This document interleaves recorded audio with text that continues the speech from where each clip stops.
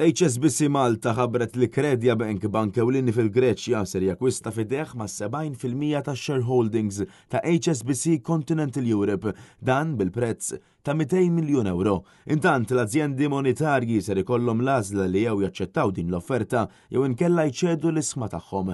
Il-prezz ta' euro 44 ċentesmu għall-isma kwistjoni huma ibbażati fuq is-suq monetarju tal-HSBC u dan mistenni jibqa' stabbli. Credja Bank li kienet magħrufa bħala Attica Bank assigurat li l-HSBC li għandha l-intenzjoni li żomm it-tim preżenti dan anki sabiex il-kumpanija tibqa' stabbli fuq is-suq monetarju u l-Borza ta' Malta. Credja Bank saħqet li jiser iżomm l-impjegati tal-bank fuq kondizzjonijiet relattivament l-istess għal tal-inqas sentejn minn meta jsir trasferiment tal-assi. Credja Bank, il-ħames l-akbar bank fil-Greċja, skont l-assi totali tal-banek Griegi, joffri servizzi lil madwar 300,000 klient korporattiv u madwar 65 branċ madwar il-pajjiż kollu.